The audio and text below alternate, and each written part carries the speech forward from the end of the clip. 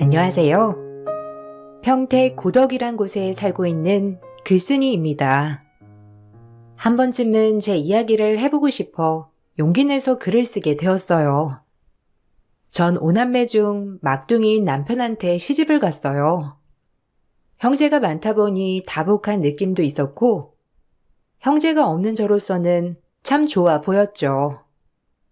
부모님이 안 계셔도 의지되는 사람들이 많이 있었으니까요. 하지만 그건 제 착각에 불과했고, 막상 결혼을 하고 시댁 식구들을 자주 만나다 보니 형제가 많다는 건 그만큼 장점도 있었지만 단점도 있었어요. 특히나 남편네 식구들은 더욱 그랬죠. 재산은 꼴랑 콕딱지만큼인데 이걸 형제들끼리 다 나누게 생겼으니 진짜 짜증난다. 내가 장남인데도 불구하고 아버진 분명 재산을 정확히 배분하실 분이지. 에휴, 억울해서 어디 살겠나? 내가 장남이니 내가 가져가야 하는 건데. 오빠 무슨 말을 그렇게 해? 오빠만 자식이야? 당연히 자식들이 똑같이 가져야 하는 거지. 오빠 욕심도 많아. 넌 조용히 해. 부모님 등골 그렇게 빼먹어 놓고 할 말이 있냐 네가? 저거한테 들어간 돈만 생각하면 에휴. 오빠 지금 저거라고 했어? 그러는 오빠는 사업한다고 이 돈 저 돈 다 가져간 거 모를 줄 알아? 누가 누굴 탓해? 아유, 애들은 왜 만나기만 하면 싸워대. 그만 못해? 부모 앞에서 참 잘하는 짓이다. 어쩜 서로 못 잡아먹어서 그래? 그리고 장남이면 당연히 더 많이 가져가는 거지. 넌 오빠한테 꼭 그렇게 대들어야 되겠어? 여자애가 어쩜 이리 드세? 오빠가 먼저 건드리잖아. 요즘 장남이 어딨어? 엄마 말 가려서 해. 절대 오빠한테 1원이라도 더 가는 꼴 못 봐. 그러니까 아빠는 전년퇴직을 왜 이렇게 빨리 하신 거야? 자식들 앞날 생각 안 해? 본인이 끝까지 우릴 책임져야지. 아휴. 그러게나 말이다. 너네 아빠도 참 무책임하지. 애가 5이나 딸렸는데 정년퇴직하고 뭐라도 해야 할 거 아니야? 시댁에 갈 때마다 형제들끼리는 서로 뭔가를 더 가져가려고 싸우기만 했고, 그런 모습을 보는 게 참 불편했어요. 아버님은 남편이 아주 갓난 어린 시절부터 중동에 가서 열심히 일을 하신 분이었습니다.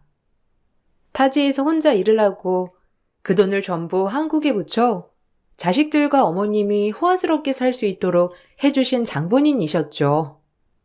하지만 그런 아버님이 한국에 들어와 이제 정년이 되어 퇴직을 하셨는데, 자식들은 그동안 공부시켜주고 뒷바라지 해준 건 생각 못하고 늘 불만만 가득했어요. 아, 형들, 누나, 그만 좀 해. 아빠가 무슨 이 집 봉이야? 아빠 정년 퇴직할 때 다들 성인이어서 일 다니고 있었잖아. 그럼 그동안 우리가 받은 모든 것들 부모님한테 돌려드릴 생각은 못하고 어쩜 이렇게 이기적이야? 진짜 아빠가 불쌍하다. 야, 넌 빠져. 형이랑 누나 얘기하는데 건방지게. 네가 뭘 아냐? 막내라 아무것도 모르지 아주. 막둥이라 그저 오냐오냐만 자라가지고 뭘 안다고 우리 얘기하는데 끼어드냐고. 솔직히 우리가 얘기하는 것 중에 틀린 거 하나도 없어. 뭐가 틀린 게 없어. 커서 부모 봉양할 생각은 못하고 아직까지도 못 뜯어갈 거 없나 염탐하는 거 모를 줄 알아? 아, 다들 그만하세요. 당신도 그만해. 죄송해요, 어머님, 아버님. 이런 모습 보이면 안 되는 건데, 자기 나중에 얘기해. 얘들 말 틀린 거 하나 없어요. 당신이 좀 더 일했으면 얘들이 이러겠어? 사는 날까지 원래 사람은 일하는 거라고. 그래, 다 내가 죄지. 이 나이 되도록 뼈 빠지게 먹여주고 입혀주고 키워놨더니만 아주 끝이 없구나. 없어. 요생 끝까지 아이들을 책임져야 해요. 요즘 세상이 어떤 세상인데 우리 때랑 똑같은 줄 알아요? 책임감하고는 하여튼 에휴. 저는 정말 제3자 입장이었지만 아버님이 너무 안쓰러웠어요. 홀로 젊은 시절부터 퇴직할 때까지 타지에서 일하는 게 쉬운 게 아니었음에도 불구하고 오로지 자식들과 부인을 위해서 한 몸 바쳐 희생한 것도 모자라 이제 퇴직을 하고 아무것도 하지 않으니 이렇게 자식들에게 원망이나 듣고 있으니 말이에요. 하지만 남편과 전 그런 아버님을 많이 이해하고 존경했어요. 저희라도 아버님께 잘해드리자라는 마음을 항상 갖고 있었거든요. 아버님도 그런 모습을 고맙게 생각하셨고요. 아버님, 이거 제가 아버님 드리려고 산 니트인데 한번 입어보세요. 겨울이 추워졌는데 맨날 얇은 것만 입으시잖아요. 아유, 고맙다. 나 생각해주는 건 너밖에 없구나. 네가 보기에도 내가 한심하지? 뒷방 노인네 취급당하면서 참 무슨 꼴인지. 아버님이 왜 뒷방 노인네예요? 얼마나 대단하신데. 지금까지 아버님 덕분에 이렇게 살 수 있는걸요? 그렇게 생각 마세요. 그래, 아빠. 무슨 그런 생각을 해요. 그리고 종종 나오셔서 이렇게 셋이 맛있는 거나 먹으러 다니자고. 인생 뭐 있어? 엄마야 챙기는 누나 형들이 많으니까 그냥 바람 쐰다 생각하고 한 번씩 나오셔요. 저희가 만난 거 많이 사드릴게. 아셨죠? 아유, 고맙다. 아주 내가 막둥이 하나는 기똥차게 낳았다니까. 그렇게 그냥 좋은 생각만 하고 살아. 알겠지? 아무것도 걱정하지 마세요. 우리가 알아서 벌어먹고 사는 거지. 그냥 아빠 몸 건강한 거 그거 하나만 생각해요. 친구분들도 많이 만나시고 돈도 쓰시고 홀로 타국 가서 얼마나 고생하셨어요. 아빠는 충분히 즐길 자격 되세요. 고마워. 내가 참 너한테 이런 소리 들으니 눈물이 난다. 어쩌면 자식들한테 고맙다는 말이 제일 듣고 싶었는지도 몰라. 아주버님들이랑 형님도 표현을 못 하셔서 그렇지 굉장히 고마워하실 거예요. 그러니까 마음에 담아두지 마세요. 그런 저희의 마음을 아버님도 알아주셨는지 참 좋아해 주셨어요. 하지만 저희의 이런 모습들을 다른 형제들은 또 시기 질투하였고 정말 본인들 멋대로 생각하기 바빴답니다. 그런 모습을 보니 형제들이 많은 것이 하나도 부러워지지 않더라고요. 오히려 형제가 없는 제 자신이 참 속편하다는 생각을 하게 만들었고 남편 또한 그런 형제들을 매우 창피해 하였어요. 재수 씨랑 승종이는 참 아버지한테 무슨 속셈이 있길래 그렇게 잘하는지 알다가도 모르겠단 말이에요. 이빨 빠진 호랑이라고 하더라도 물려받을 재산이 있으니 잘하는 거죠? 속보입니다. 우리 똑같이 하자고요. 그렇게 하지 말고. 아주버님, 말씀 참 이상하게 하시네요. 뭘 바라고 저희가 아버님한테 잘한다는 건가요? 당연히 아버님한테 잘해야 하는 건데 어떻게 뭐든 생각하는 게 그렇게 돈으로만 보시는지. 승종 씨랑 같은 배에서 나왔지만 정말 다르네요. 뭐라고요? 아니, 재수 씨 듣고 보니 말이 좀 그렇네요. 그럼 우리는 뭐 아빠 생각을 아예 안 한다는 거예요? 너 말 조심해. 얘가 뭐 틀린 말 하든? 어차피 네 아빠 재산은 우리 장남한테 다 가게 되어 있어. 그러니까 꿈도 꾸지 마. 아무리 막내네가 잘해봤자 원래 장남이 잘 돼야 집이 잘 되는 법이야. 그러니까 너네 큰형 앞길 절대 막지 말아라. 엄마도 너무하는 거 아니야? 어떻게 엄만 처음부터 끝까지 큰형밖에 몰라? 우리는 자식도 아니지? 참 너무한다. 옛말 틀린 거 하나 없어서 그래. 장남이 잘 돼야 집안이 일어서지. 너도 네 큰형한테 잘해. 우리 장남이 최고니까. 그저 장남밖에 모르는 어머님, 그리고 재산밖에 모르는 형제들 보고 있으면 진절머리가 났어요. 그럴 때마다 어깨가 작아지는 아버님을 보니 더더욱 마음이 안 좋았죠. 충분히 그동안 멋지게 사신 분이라 자식들한테 큰 소리 낼 법도 한데 아버님은 평생 옆에 있어주지 못해서 그런지 제가 본 모습 중에 한 번도 큰 소리를 내는 적이 없으셨어요. 정말 안타까웠고 사실 저희 시대 때 아버지람은 희생만 하시고 일하느라 어디 자식들이 커가는 모습을 제대로 볼 수나 있었나요? 그 대신 열심히 처자식 먹여 살리는 것을 인정해줘야 하는데 형제들과 어머님은 그런 아버님을 무시하고 갈시하기 바빴어요. 아빠도 그냥 하고 싶은 소리 다 하고 사세요. 무슨 죄를 지었다고 형들이랑 누나가 돈돈거려도 아무 소리 못 하세요? 내가 어디 그럴 염치가 있냐? 평생 돈 번다고 옆에 있어주지도 못하고 너네 졸업식에 가보기랬어. 아니면 입학식에 가보기랬어. 애들이 나한테 정 없는 거야? 뭐 당연하지. 그나마 네가 막둥이라 내가 그땐 좀 일이 수월해서 네 졸업식이나 입학식엔 꼭 참석했었지. 너네 형들 누나한텐 진짜 입이 10개라도 할 말이 없어. 아빠라고 옆에 있어주지도 못해서. 아빠가 일부러 그랬어요. 다 먹여 살리려고 그런 거지. 그거 모르면 사람도 아니야. 아빠가 무슨 혼자 부귀영화 누린 것도 아니고. 하여튼 별걸 다 미안해하네. 아빠가 그런 식으로 나오니까 다들 아빠만 만만히 보는 거잖아. 아우, 답답해. 그러게요.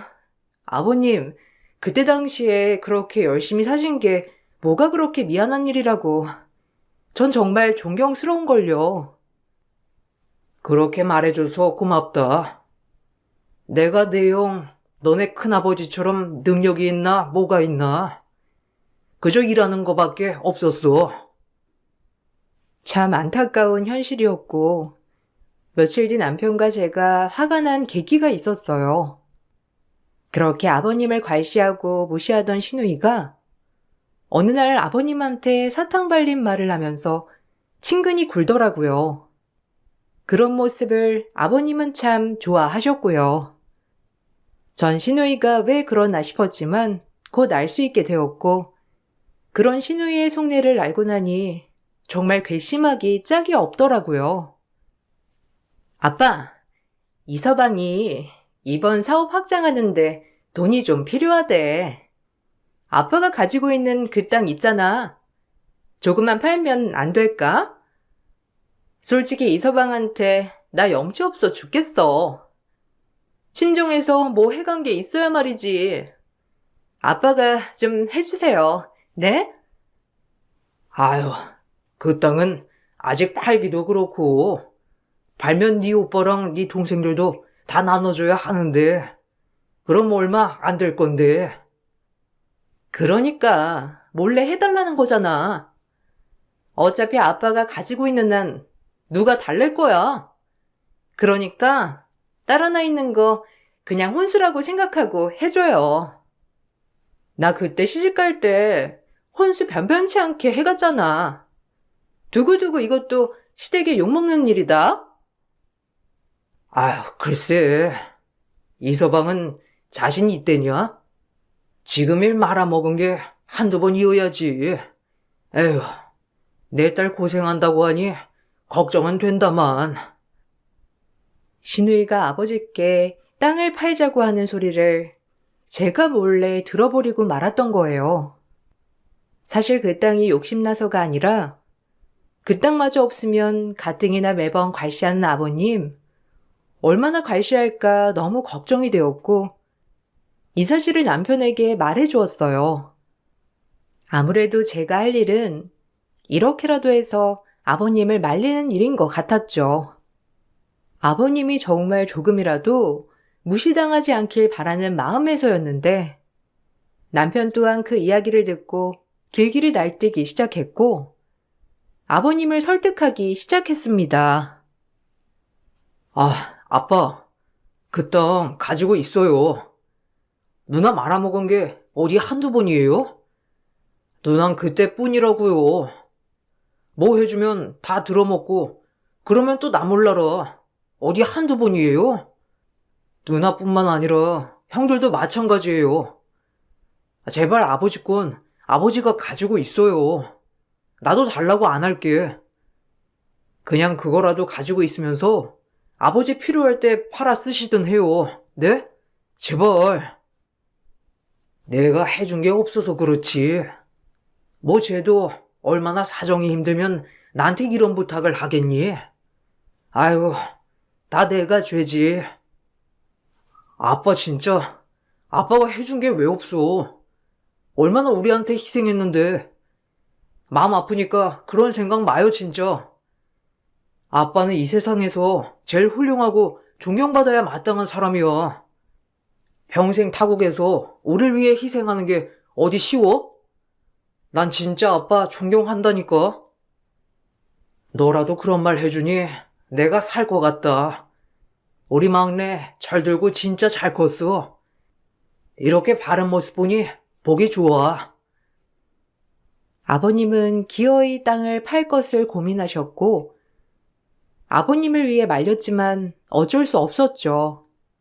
그러다 신우이가 본인 남편과 한 얘기를 아버님이 듣게 되었고, 그렇게 착하고 순한 아버님은 그날 처음으로 엄청 화를 내시며 헛살았다고 하셨어요.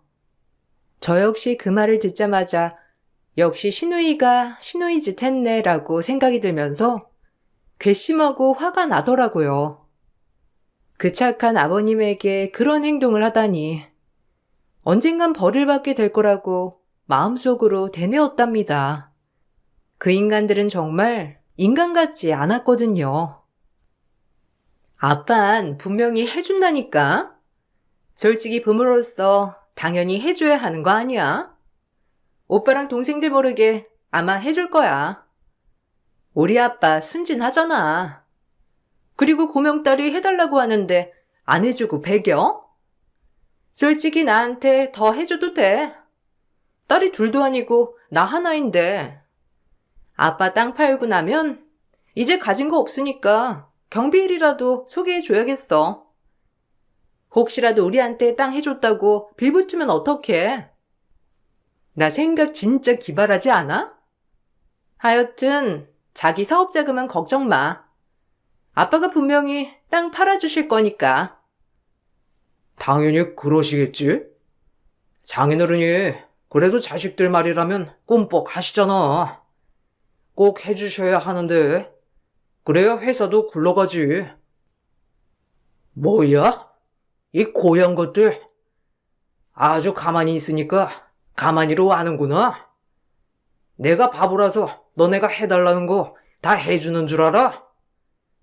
그리고 빌부터? 누가? 내가?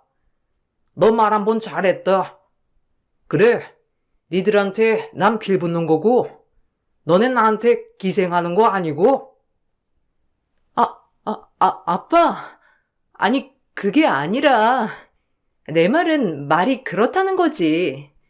그리고 그냥 하다 보니까 이렇게 나온 거예요. 진심 아니고. 됐다. 너도 네 오빠, 네 동생들 다 똑같아. 평생을 날 아주 개취급했지? 아휴, 아마 나같이 불쌍한 사람도 없을 거야. 인생 헛살았지. 남들은 자식들이 고마워하고 봉양한다고 다 나선다는데 내 평생 너를 위해 살았건만 참 부질없다 정말. 아니 여보, 왜 애들한테 히스테리는 부리고 그래요? 그리고 애가 그냥 한 말을 가지고 뭘 그렇게 죽자고 달려들어. 당신도 조용해. 다 애들이 이렇게 된 건 당신 탓도 커. 얼마나 애들 앞에서 날 무시했으면 애들이 이렇게 날 쫄로 봐. 처음으로 역정내시는 아버님이 정말 정상이라고 느껴지는 순간이었습니다. 그리고 아버님은 한동안 자식들과 대화를 일절하지 않으셨어요. 물론 저희 내외는 제외하고 말이죠.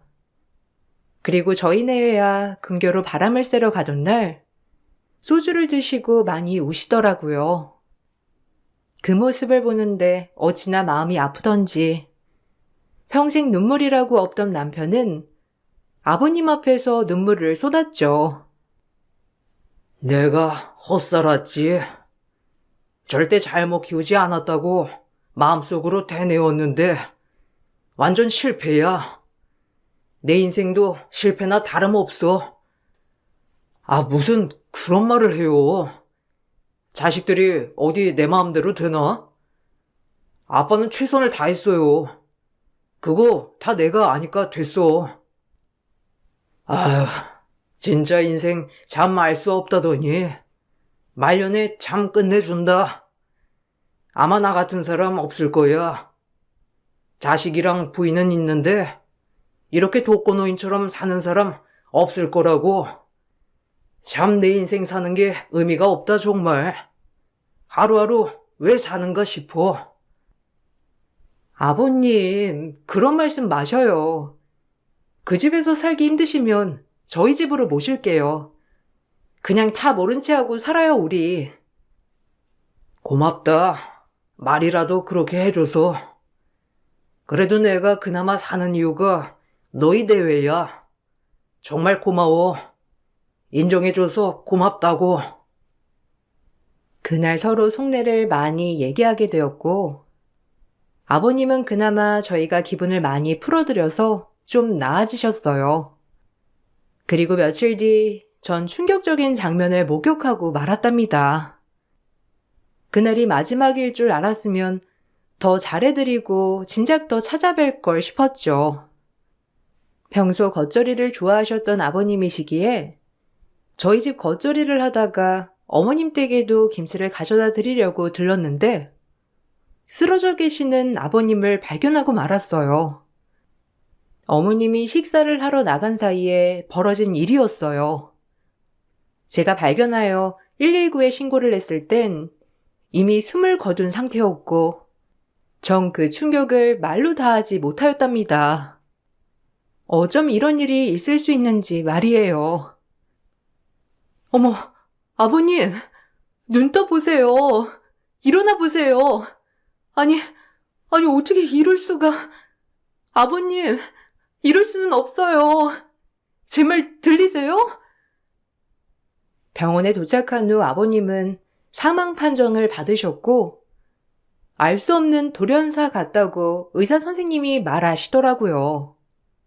한참을 울다 남편이 도착을 했고 남편 또한 울면서 절 꼭 안아주었어요.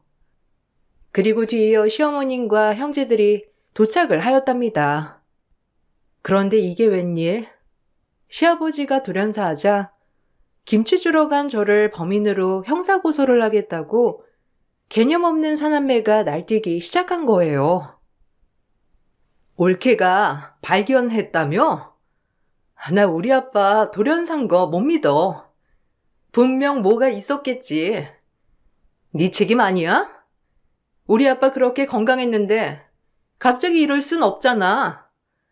우리한테 그렇게 돈 주지 말라고 아빠를 조정하더니 아빠가 기어이 돈 준다고 하니까 아빠한테 뭔 일 저지른 거지? 네 뜻대로 안 되니까 말이야. 엄마, 얘 아주 무서운 애야. 저 얼굴로 뒤에서 아빠 조종하고 있었다고.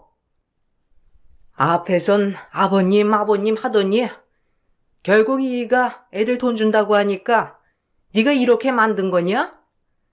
너한테 안 떨어질까 봐? 엄마, 누나, 말 가려서 해. 이 사람이 미쳤어? 아빠한테 얼마나 잘했는데 누나랑 형들도 알잖아. 근데 어떻게 이 사람을 모함해? 의사 선생님 말 못 들었어? 돌연사래잖아. 앞날은 알 수 없다고. 진짜 엄마도 그렇고 다들 실망이다. 너까지 이상하다. 혹시 재수 씨랑 짜고 친 거 아니냐? 너네가 특히 아빠한테 잘한 것도 이상해. 다 돈 보고 그런 거잖아. 정말 너무들 하시네요.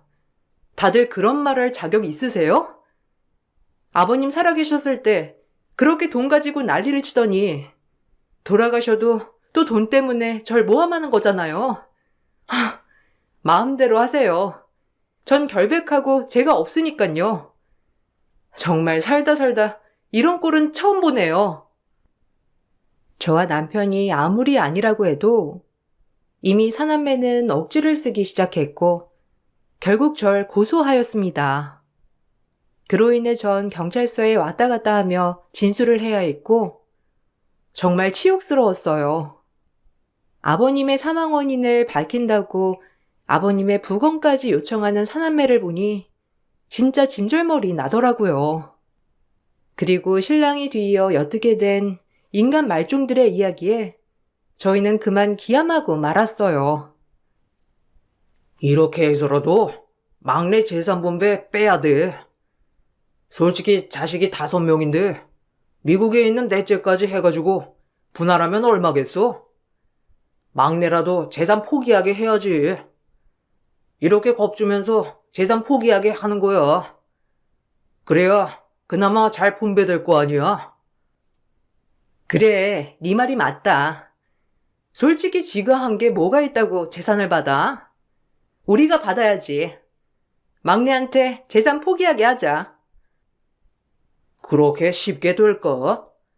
무고죄도 크긴 한 건데. 어쨌든 걔네 마음 여리고 하니까 계속 압박하면서 재산 포기각서 쓰게 하자고. 남편은 이 이야기를 저에게 들려주었고 저희 역시 가만히 있을 순 없더라고요.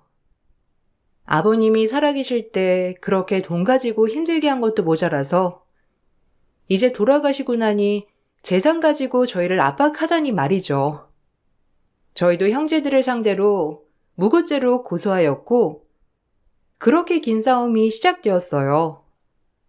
저희가 무고죄로 고소를 하니 당장 만나자고 연락이 오더라고요.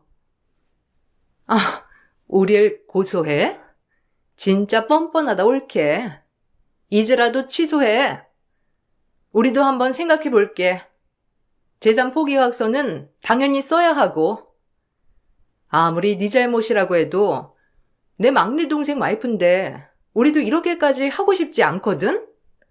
재산만 포기하겠다고 하면 없던 일로 할게. 이미 고소는 다 하고 사람 마음 이렇게 생치기 내놓고 취소요? 아니요. 절대 못해요. 저도 그 재산 갖고 싶거든요. 어디 끝까지 가죠. 어허라. 네 본색이 이제야 나오는구나. 넌 가장 비싼 변호사 사도 안 될 거야. 이 범죄자야. 어디 한번 해봐.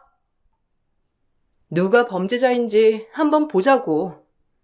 철딱선이 없는 건 알았지만 이렇게 돈에 환장한 악랄한 사람일 줄이야. 아버님이 불쌍하다.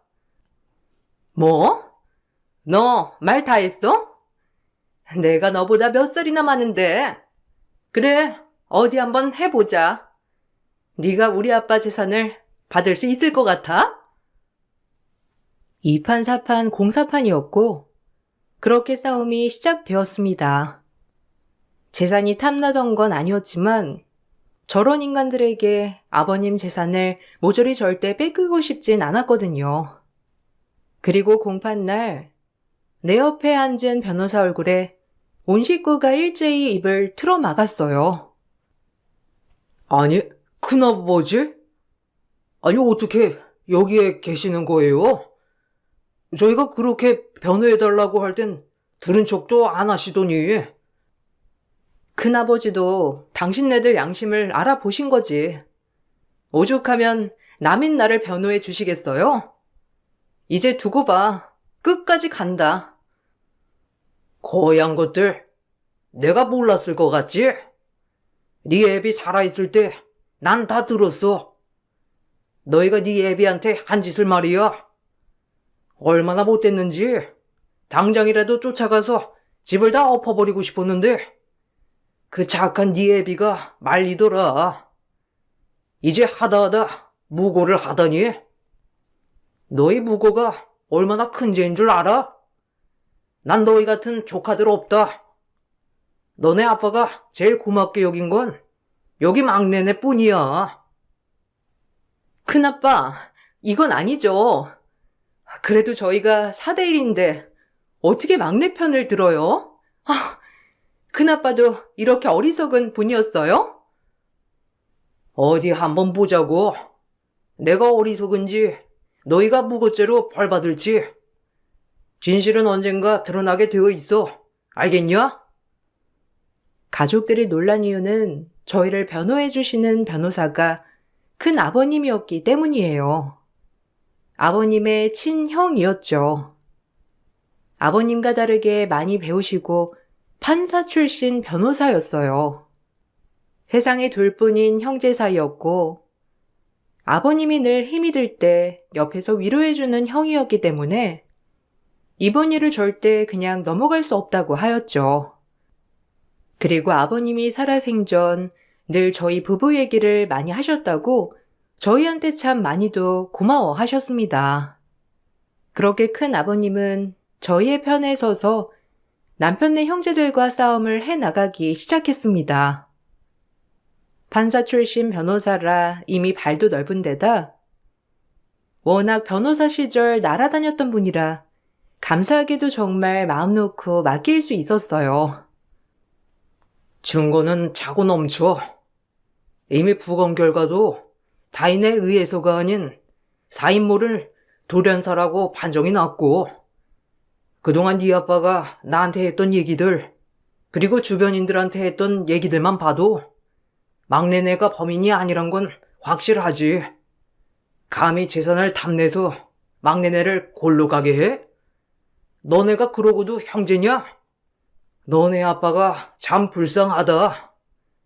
평생을 못 바쳐 일한 결과가 이거야. 나 원참 어이없다. 아주버님, 어떻게 우리 장남편에 안 서고 그러실 수가 있어요? 이거 우리 시부모님이 살아계셨다면 노하실 일이에요. 재수 씨도 그러는 거 아니에요. 사람이 돼가지고 어떻게 자식들이랑 짝짝꿍. 얼마나 내 동생이 외로웠을지 참 불쌍하네요. 아니, 아주버님이 뭘 안다고 그리 말씀하시는 거예요? 그리고 남자가 돼가지고 이런 희생도 안 하나요? 참나. 재판은 참 길어졌고 2년 7개월의 길고 긴 싸움의 끝으로 전 무죄 판결을 받았어요. 사남매들은 결국 무고죄로 벌금형을 받게 되었어요. 모든 것에 당당했지만 결과가 참 이렇게 되니 아버님 뵙기 죄송했어요. 그리고 재판이 끝나고 남아있는 재산을 형제들과 분할하는 과정에서 역시나 아버님이 공식적으로 가지고 있는 땅은 모두 똑같이 배분을 하길 원하셨고 대신에 놀라운 건 저희 남편 앞으로 조그만 아파트 한 채를 사놓으셨더라고요. 정말 반전이었고 큰 아버님은 알고 계셨어요. 그리고 이 사실을 난 형제들은 길길이 날뛰기 시작하였답니다. 아파트라니 정말 저희도 이럴 줄은 몰랐었거든요. 축하해. 이제 발 뻗고 자도 될 거야. 참 자식들이라고 어찌 저러는지.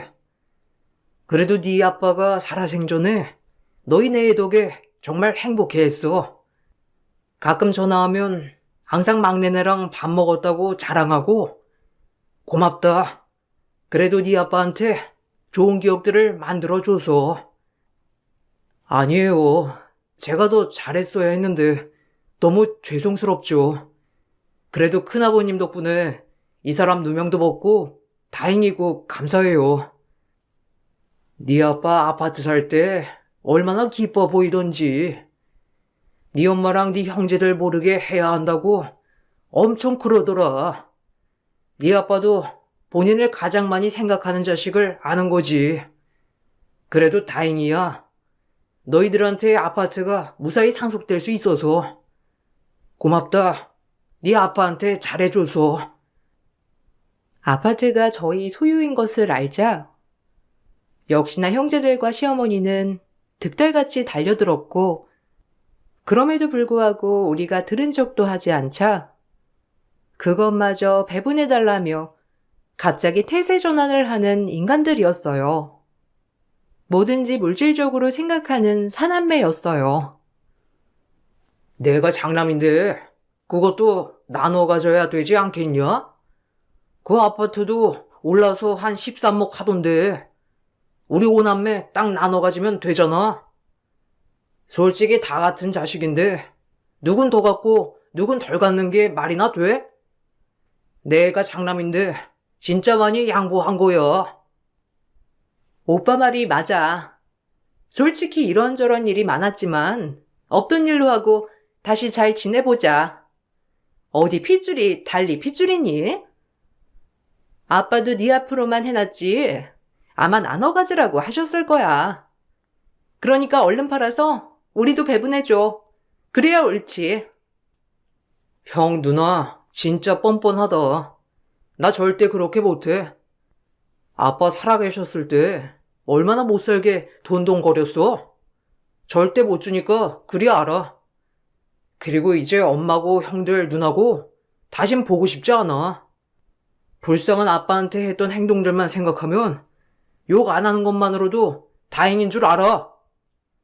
이 사람 고소하기까지 하고 진짜 뻔뻔해 극치지. 벌금이나 내. 무고죄로 사람 하나 골로 만들려고 했으니. 진짜 웃기네요. 아파트를 달라니. 뭘 잘했다고 당신네들한테 주겠어? 절대 못 주니까 욕을 하던지 돌을 던지던지 마음대로 해요. 네가 우리 막내 조종한 거지? 우리 착한 막내가 우리한테 이렇게 등 돌릴 순 없는 거야. 얼른 아파트 내놔. 아직도 정신 못 차렸네. 땅 팔아서 본인 도와달라고 아버님한테 사정하더니 이제 아파트까지 욕심나요? 그만해요 진짜. 우스우니까. 돈 때문에 양심까지 저버리지 말고 이제라도 반성하고 새 사람 되세요. 그게 올바른 길이니까. 저희는 그날 이후로 형제들과의 연을 모두 끊었습니다. 아파트를 뺏어오려고 시어머니의 눈물쇼와 형제들이 돌아가면서 찾아오고 생쇼를 했지만 어쩔 수가 없는 부분이었죠. 참 지금 생각해도 아버님이 너무 안타깝고 안쓰러운 것 같아요. 그 아파트 너네 형이랑 나눠 가져라. 응? 엄마 죽는 꼴 보기 싫으면 집에 장남이 잘 돼야 일어서는 거지. 어떻게 그래? 엄만 큰형밖에 모르지? 아빠가 참 불쌍해. 이 모든 원인은 엄마 때문이야. 엄마가 자식들만 잘 가르쳤어도. 뭐라고? 뭐가 나 때문이야? 니네 아빠가 미련한 거지? 가장이 그 정도 희생도 안 해? 그리고 막내 아들한테 아파트를 해놔? 진짜 본인들밖에 모른다. 됐고, 이제 연락하지 마세요. 엄마한텐 어차피 큰형밖에 없으니까 지지고 볶고 사시라고요. 고양 것. 얼마나 잘 사는지 보자. 그깟 몇 푼 안 되는 땅을 뭘 어쩌라는 거야? 아휴, 어이없는 양반. 너 내가 두고 볼 거야. 사실상 땅은 후미진 곳에 있었기 때문에 그렇게 제값을 하진 못했어요. 나눠 가졌을 때 본인들의 성에 차지 않았기 때문에 저희 아파트를 노린 거랍니다. 저희 아파트가 신도시에 있는 아파트여서 알짜배기였거든요. 참 지금 생각해보면 아버님한테 저희는 우러나서 한 행동이었지만 정말 감사한 것 같아요. 그래도 저희의 마음을 알아주신 것 같아서 말이에요. 참 길고 긴 인연이 끝이 나고 지금은 남편이랑 아버님을 많이 추억하며 살고 있어요. 한 세월 힘들게 고생만 하다가 살다 가신 것 같아 마음이 안 좋지만 그래도 지금이라도 마음이 편하시기를 바라면서 말이죠. 가끔 남편이 술을 먹을 때면 아버님 생각에 매우 많이 우는데 참 마음이 좋지 않답니다. 그래도 아버님 살아계실 적 최선을 다했다는 것에 위로를 받고 살고 있어요. 여러분, 효도는 달리 효도가 아니더라고요. 살아계셨을 때 많이 찾아뵙고 따뜻한 말 한마디 더 건네는 게 효도라고 생각해요. 앞으로 어떤 삶이 마주할지 모르겠지만 저 역시 친정 부모님께 더더욱 잘하는 딸이 되어야겠다고 그렇게 생각하며 글을 마치겠습니다. 좋은 하루 보내세요. 감사합니다. 안녕하세요. 30년의 결혼 생활을 마무리하고 있는 50대입니다. 결혼을 하고 나서 이런저런 우여곡절이 많았지만 그 어떤 것보다 요즘 정말 많은 생각을 하게 되는 것 같네요. 결혼이라는 것에 대해서 회의감도 들면서 저와 비슷한 생각을 가지고 계시는 분들도 있으실까 싶어 이렇게 글을 작성하게 되었습니다. 저는 남편과 선을 보고 결혼을 하게 되었습니다. 남편은 중견기업 평범한 회사원이었고 홀어머니의 맏이었습니다. 결혼을 하려고 여러 번 선을 보았지만 마음에 드는 사람을 만나지 못하였는데 저를 만나고서 결혼을 결심했다고 하였죠. 저 역시 집안에서 빨리 결혼을 하라며 재촉을 하면서 남편과 선을 보고 바로 결혼을 하게 되었습니다. 결혼 생활에 대해서 크게 기대를 한 것은 아니었지만 신혼 때부터 고된 시집살이가 시작되었습니다. 줄줄이 남편 밑으로 있는 동생들의 빨래까지 모두 맡아가면서 살림을 해야 했죠. 예, 너는 친정에서 배운 게 뭐가 있니? 아무것도 안 가르치고 이렇게 시집만 덜렁 보낸 거야? 정말 양심도 없지. 어머님, 왜 그러세요? 너는 빨래를 구분해야지. 그냥 막 놓고 빨래를 하면 빨래가 되니? 거기다가 손빨래 해야 하는 것들은 손빨래를 다 해야지. 그냥 세탁기에 돌려버리면 어떻게 하자는 거야? 빨래 구분도 할 줄 모르고 살림하는 애가 어디 있니? 빨리 네 시동생들한테 미안하다고 사과해. 애들이 옷이 엉망이 되었다면서 난리잖니. 형수님, 빨리 좀 제대로 좀 하세요. 빨래물이 다 빠져서 이렇게 다 염색돼 버렸잖아요. 아니, 눈이 있으면 흰 빨래, 색깔 빨래 구분해서 넣어야 되는 거 아셔야 하는 거 아니에요? 어머, 도련님, 죄송해요. 구분한다고 했는데 이게 다 구분이 안 되었나 봐요. 죄송하다면 이게 원래대로 되돌아와요? 아니, 빨래를 할 줄 모르면 엄마한테라도 물어봐야지. 이게 뭐예요? 그래, 너는 물어볼 줄도 모르냐? 입이 있으면 뭐하니? 밥 처먹는 데만 사용하는데 입이 있으면 물어보면서 일을 해야지. 시댁에서 함께 생활을 하면서 처음 집안 살림을 해보았던 저는 우여곡절이 많았습니다. 고되고 힘든 날들이 계속되었지만 저는 자식들을 보면서 참았어요. 자식들은 알아서 착하게 잘 자랐습니다. 학원 하나 다니지 않고서도 좋은 대학을 나와 좋은 곳으로 취업을 했죠. 내 평생의 자랑은 자식들이었어요. 남편은 평생 자식에게는 관심이 없었습니다. 아니, 저와 아이들에게만 관심이 없었을 뿐 가정을 제외하고 나머지 일은 누구보다 열정적인 사람이었어요. 당신 이번에 중기 고등학교 진학하는 거 알죠? 이제 대학도 준비해야 하고 그러는데 학원을 하나 보내보면 어떨까 싶어서요. 학원은 무슨 학원? 엄마가 된 게 아이들이 스스로 공부하는 것도 안 알려줬어? 그거 다 땅바닥에 돈 버리는 일이야.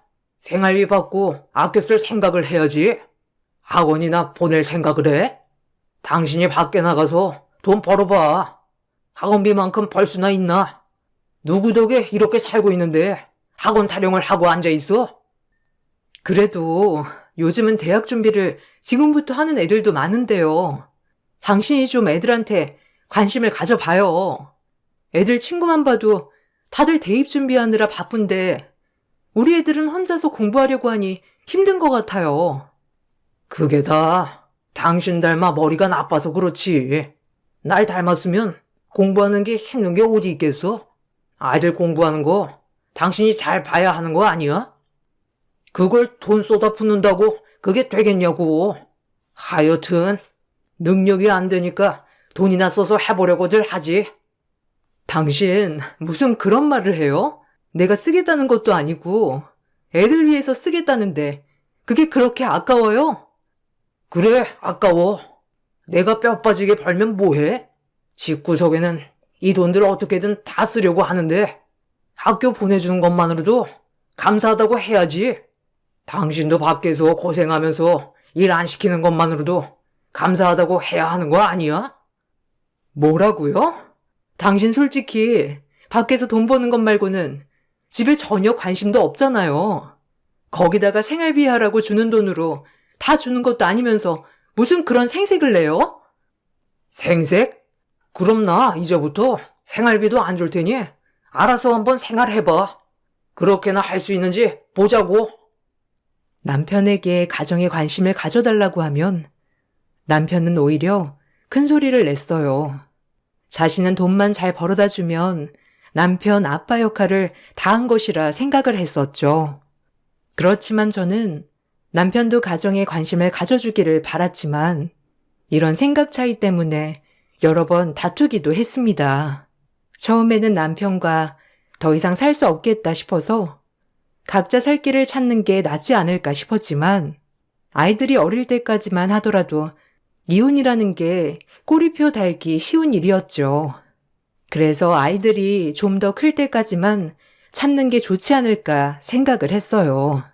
남편은 가정에는 소홀했지만 회사 일에는 누구보다 열심히였습니다. 승진을 위해서라면 상사가 하라는 일은 모두 다 할 정도였죠. 심지어 상사가 김장을 해야 한다고 했을 때 저를 불러 도우러 가라고 한 적도 있었습니다. 당신 내일 별거 안 하지? 내일 가서 부장님 댁 김장 좀 도와드리고 와.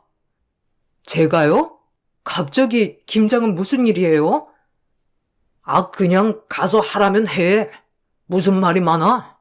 부장님 사모님이 김장하는데 사람이 없대. 직원들이 가서 좀 도와줬으면 좋겠다고 해서 내가 당신 갈 수 있다고 했어. 아니, 무슨 말도 안 하고 그냥 갈 수 있다고 하는 게 어디 있어요? 그럼 부장님 눈밖에라도 날 거야?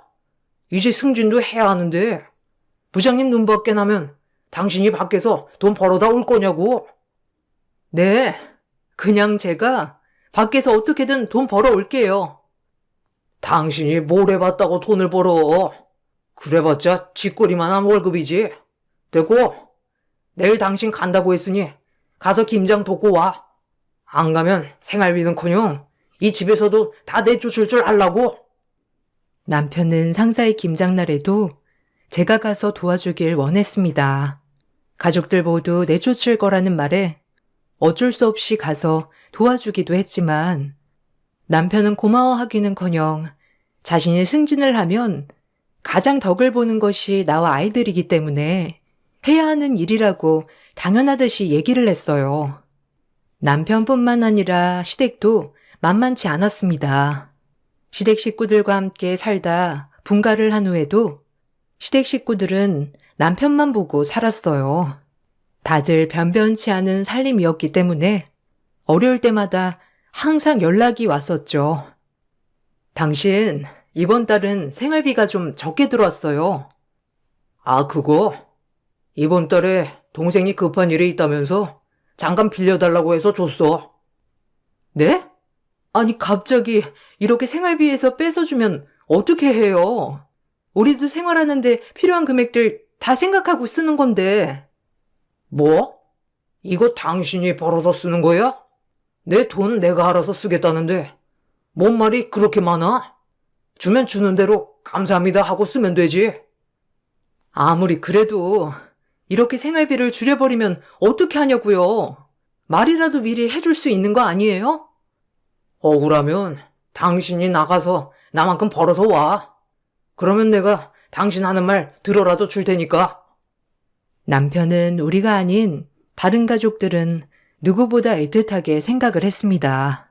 집에는 쥐꼬리만한 생활비를 가져다 주었지만 주변 사람들이 힘들다고 얘기를 하면 모두 다 퍼주기만 했었죠. 이걸로 다투는 날이면 항상 빼놓지 않고 얘기를 하는 것이 자신만큼 벌어오라는 소리였어요. 남편은 주변 사람들에게 잘하면 나중에 자신에게 다 돌아올 거란 확신을 가지고 있었어요. 당신 주변 사람들 챙기는 것도 좋지만 무엇보다 가족이 우선시 되어야 하는 거 아니에요? 큰애는 대학 입학 문제 때문에 머리 아픈데 거기에 좀 신경 써주면서 이야기도 해주면 좋잖아요. 애들은 다 알아서 크는 거야. 이미 태어날 때부터 자기 밥그릇은 다 챙기고 나왔는데 뭔 고민이야? 주변 사람들한테 잘하면 그게 다 나중에 돌아온다고.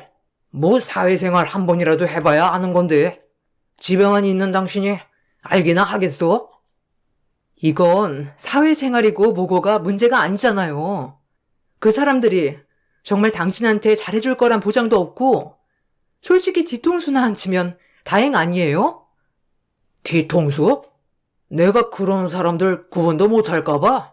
내 주변에서 뒤통수 칠 사람은 당신밖에 더 있어? 허구한 날 내 돈 쓸 생각이나 하면서 나중에 재산이나 나눠달라고 하지나 말라고. 남편은 자신의 주변 사람들 중에서는 뒤통수 칠 사람들은 전혀 없다고 얘기를 했어요. 당연히 그럴 것이 남편 주변 사람들은 남편의 월급에 의지를 해서 살아가는 사람들 뿐이었죠. 그렇기 때문에 뒤통수를 치기는커녕 남편의 주머니에서 돈이 나오기만을 바라는 사람들만 있었어요. 그렇지만 남편은 그런 사람들이 가족이었던 저와 자녀들이라고 생각을 했던 것이죠. 점점 남편에게서 정이 떨어지기 시작했고 그렇게 아이들은 어른이 되었습니다. 남편과의 사이는 남보다 못한 사이가 되었고 남편 역시 가정에 관심을 갖지 않았죠. 아이들도 그동안 쌓인 상처들이 많아 아빠에게는 크게 관심을 두지 않았습니다. 남편을 포기하기 시작하면서 저도 서서히 제 삶을 찾고자 사람들도 만나기 시작했습니다. 그러던 어느 순간 남편은 갑자기 가정에 신경을 쓰기 시작했어요. 당신 요즘 밖에 자주 나가는 것 같아. 집안일도 잘 안 하는 것 같고. 내가 무슨 집안일을 안 해요. 거기다가 집에 이제 당신이랑 나랑만 있는데 할 집안일이 뭐가 있다고 그래요? 저녁도 안 차리고 매번 약속이 있다며 나가버리잖아. 그건 가정주부인 당신이 해야 하는 일을 안 하는 거 아니야? 아니, 언제부터 저녁을 집에서 먹었다고? 그리고 저녁에 나가기 전에 챙겨 먹을 수 있는 건 다 해놓고 나가고 밥상만 차리면 되는데 뭐가 문제라는 거예요? 애들도 요즘 집에도 통 안 오고 당신이 작정해서 나 애들이랑 왕따 시키는 거 아니야? 왕따요? 당신이 자초한 건 아니고요? 갑자기 가정에 신경을 쓰는 남편의 태도에 어처구니가 없었습니다. 매번 저녁도 약속이 있다면서 홀로 먹어야 했던 날이 매일이었는데 어느 순간 저녁마다 집에 꼬박꼬박 들어오면서 오히려 약속이 있어 나가는 저를 보고 가정주부의 일을 안 한다며 타박하기 일쑤였죠. 아이들이 아빠가 필요한 시기에는 전혀 신경을 쓰지 않았다가 갑자기 가정에 신경을 쓰는 것이 어이없었지만 내가 잘 챙기지 못하는 부분이 하나라도 생기면 계속해서 지적을 하기 시작했습니다. 그러던 중 남편의 태도가 갑자기 바뀐 이유를 알게 되었죠. 우연히 남편 회사 직장 동료를 만나게 되면서 알게 되었어요. 안녕하세요. 고 부장님 아내분 되시죠? 저 부장님 직속 부하 직원입니다. 그때 한번 회사에서 뵀었는데. 아, 안녕하세요. 오랜만이네요. 아, 요즘 고 부장님 바쁘시죠? 아마 승진하면서 이것저것 챙겨야 할 게 많다 보니 많이 바쁘신 것 같더라고요. 그래도 회사에서 대우도 많이 좋아졌고, 고 부장님, 아니, 고 이사님, 점점 편해지실 겁니다. 네? 고 이사요? 아, 아직 이사님이 말씀 안 하셨나 보네요. 서프라이즈로 이야기하실 모양인데, 제가 먼저 말씀드렸나 봅니다. 이사님께는 비밀로 해주세요. 아, 네, 그럴게요. 알고 봤더니 남편은 승진을 하면서 고위 관리직까지 가게 되었다는 것이었습니다. 저는 이 사실을 전혀 모르고 있었죠. 그동안 남편이 저에게 속였던 것이 많을 것이라 생각이 들었던 저는 그동안 절대 들어가지 말라던 남편의 서재에 들어가게 되었습니다. 남편은 항상 서재에 들어가서 몇 시간을 있다가 나오곤 했죠. 거기다가 서재를 나오고 나서는 열쇠로 잠가버려서 청소를 할 때도 한 번도 들어가지 못했어요. 저는 그곳이 판도라의 상자라는 걸 알고 있었습니다.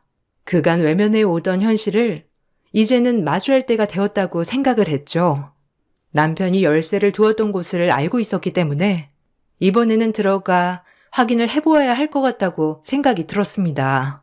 서재에 들어가 보니 깜짝 놀랄 만한 자료들이 많이 있었어요. 남편은 그동안 외도도 하고 있었고 몰래 자금을 뒤로 빼돌려 놓고 있었습니다. 거기다가 저와 다투면서 나눈 메시지들과 집안일이 잘 되어 있지 않았던 사진들을 모두 찍어놓고 있었어요. 그동안 남편은 이혼을 준비하고 있었고 자신에게 유책 사유를 묻기 전에 저의 유책 사유를 만들어 이혼을 청구하려고 했던 것이죠. 집으로 돌아온 남편에게는 아무렇지 않은 듯 행동을 했습니다. 웬일이야? 오늘은 집에 있네? 네, 오늘은 집에 있으려고요. 당신 오늘은 저녁 같이 할 거예요? 아, 그래, 그럼. 그건 그렇고, 요즘 애들은 왜 이렇게 통 안 보이는 거야? 애들 요즘 취업 준비하느라고 바쁘잖아요. 큰애는 신입이라 일하느라 바쁘고요. 요즘 근데 당신 무슨 일 있어요? 일도 바쁜 것 같고. 일은 무슨? 부장이 하는 일이 거기서 거기지. 이번에 승진 시험도 봤다고 한 거 아니에요? 승진됐으면 어련히 당신한테 말하지 않았겠어? 안 되니까 따로 말 안 한 거잖아. 하여튼 눈치가 없어가지고. 남편은 저에게 이사가 되었다는 사실조차 숨기고 있었습니다. 남편의 그런 뻔뻔한 태도에 저는 정이 다 떨어졌다고 생각을 했죠.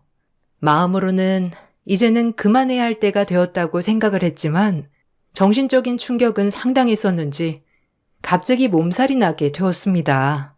하루 종일 고열에 시달리며 누워있던 저의 상태도 아는지 모르는지 남편은 집에 서류를 놓고 왔다며 가져다 달라고 전화를 해오기도 했죠. 저는 몸이 좋지 않아 갈 수 없다고 얘기를 했습니다. 아침에 신발장에 서류 하나 놓고 왔는데 그거 좀 가져다 줘, 지금. 아, 여보, 내가 몸이 좀 안 좋아서 갈 수가 없을 것 같아요. 그냥 다른 사람 시키거나 킥 불러주면 보낼게요. 아, 중요한 서류란 말이야. 그거 당장 안 가지고 오면 안 된다고. 아니, 집에만 있는 사람이 아프기는 뭐가 아프다는 거야? 그냥 택시 타고 왔다가 다시 가기만 하면 되니까 얼른 가지고 와줘. 도저히 집 밖으로 나갈 몸 상태가 아니라서 그러니까 당신이 와서 가지고 가요. 내가 가지러 갈 수 있었으면 전화도 안 하지 않겠어? 아, 긴 말 하지 말고 가지고 와. 남편은 저의 상태를 전혀 알지 못했고 말을 해도 소용이 없었습니다. 우선 놓고 간 서류가 급하다고 하니 택시를 타고 가서 전해주기만 하면 될 것 같아 서류를 챙기고 가게 되었죠. 남편은 급한 서류였는지 택시를 내리는 곳까지 와서 서류를 받아들고 서둘러 들어가려고 했습니다. 저는 정신없이 나오다 보니 택시비도 제대로 챙겨오지 않았다는 것을 알게 되었어요. 저 당신 택시비가 없어서 그러는데 택시비 2만 원만 줘요. 뭐? 나 급해. 그냥 당신이 알아서 해. 몸 괜찮은 것 같으니 버스 타고 가던가. 서류 챙기느라 아무것도 안 가지고 나와서 그래요. 몸도 안 좋고 택시비 2만 원만 줘요. 하다. 회사까지 와서 구걸이야? 어떻게 된 게 돈을 못 가지고 가서 안달이야? 이래서 뭘 시키면 안 된다니까. 에휴. 당신, 나 당신 서류 가져다 주려고 여기까지 아픈 몸 이끌고 왔는데 정말 너무하네. 나한테 돈이라도 맡겨놨어? 택시비는 무슨? 이거 줄 테니까 버스나 타고 가. 남편은 택시비 2만 원 대신에 2천 원을 저에게 던져주면서 회사로 들어가 버렸습니다. 바닥에 떨어진 2천 원을 주워들고서는 몸속에서 솟구치는 분노를 참을 수 없었습니다. 그렇지만 남편은 저에게 유책 사유를 만들기 위해서 어느 정도 서류들을 준비하고 있었던 상황이라 섣부르게 움직여서는 안 된다고 생각이 들었죠. 그때의 모욕을 복수로 대갚음해 주리라 생각을 하고 저는 변호사를 찾아가게 되었습니다. 저 남편과 이혼하고 싶습니다. 그동안 생활비도 적게 받았고 시집살이도 고됐어요. 거기다가 부정행위까지 하고 있는 것 같은데 어떻게 준비해야 할지 알려주세요.